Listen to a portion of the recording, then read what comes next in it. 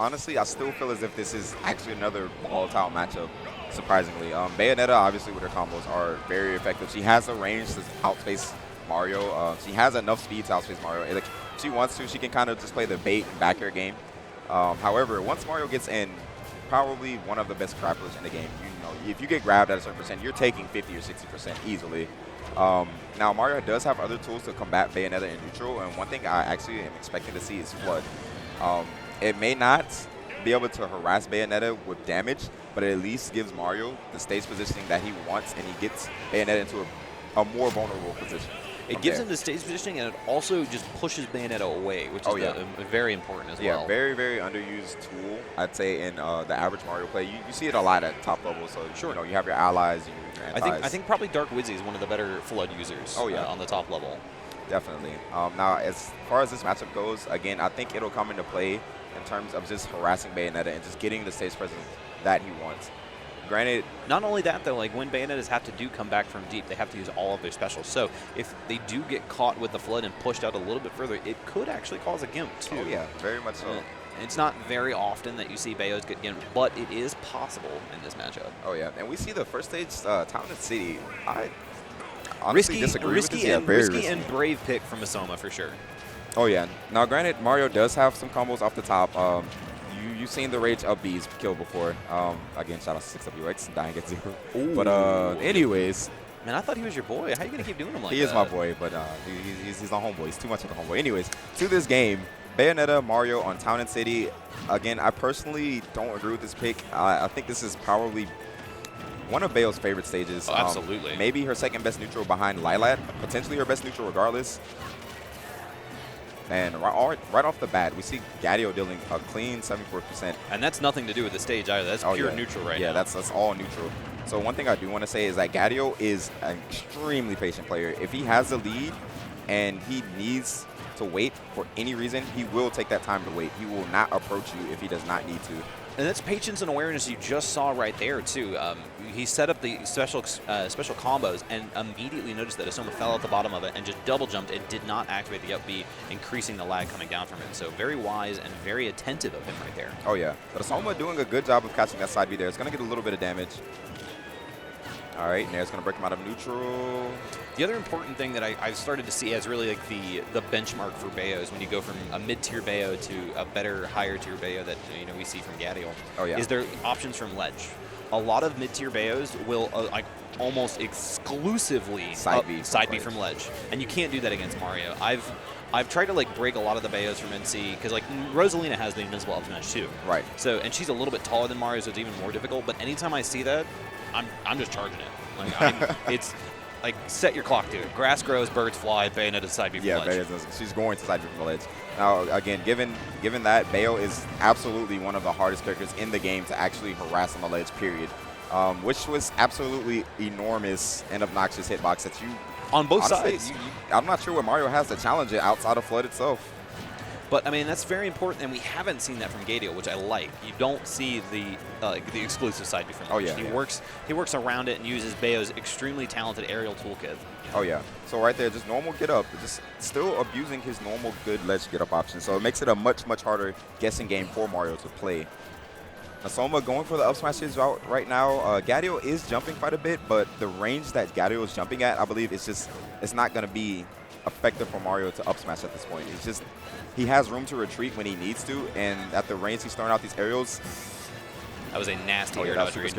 Oh, are we going back to 3-patch? No, not today.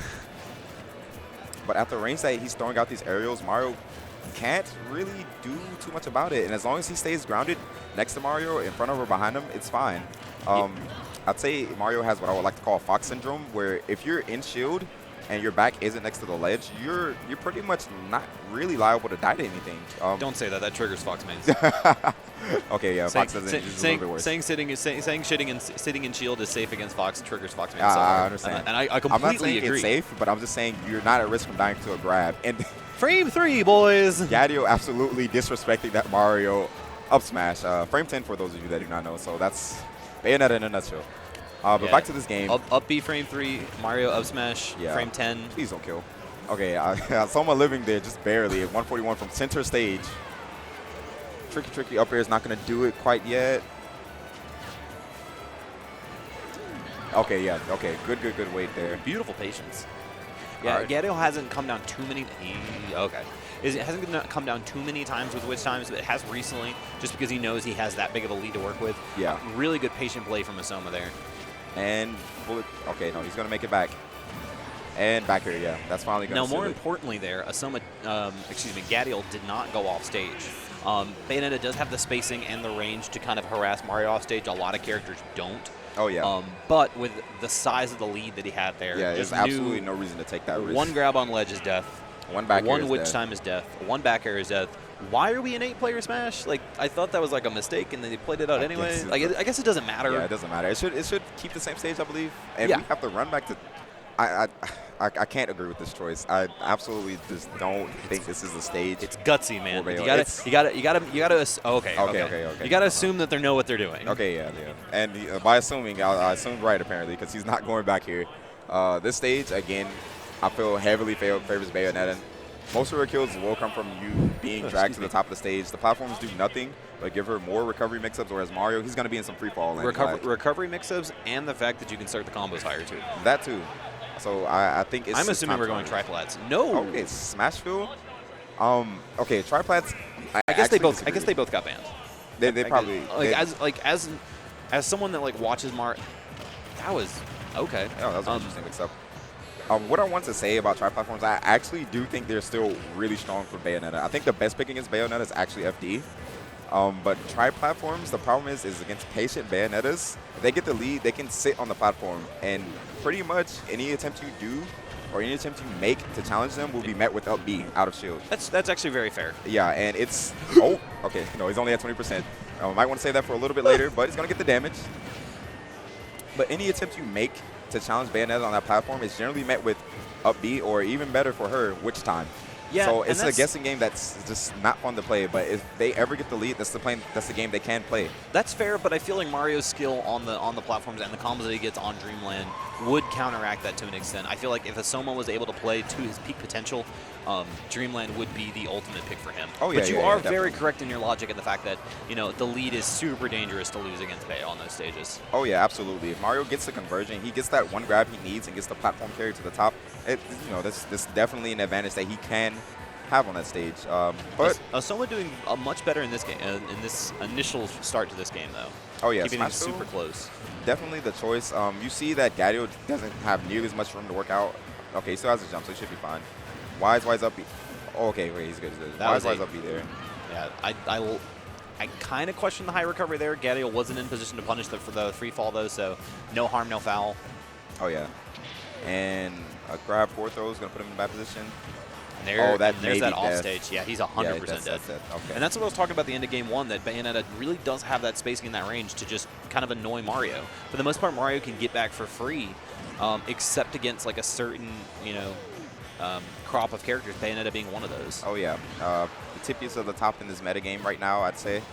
Bayonetta absolutely has the tools, and an not unfortunate mistake there from Gadiel. Coming off the ledge with that nair is going to get caught by Asoma.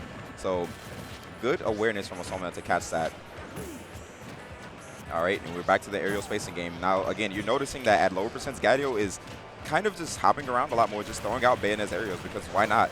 Mario trades, generally speaking, Mario doesn't really do too much damage with each individual hit.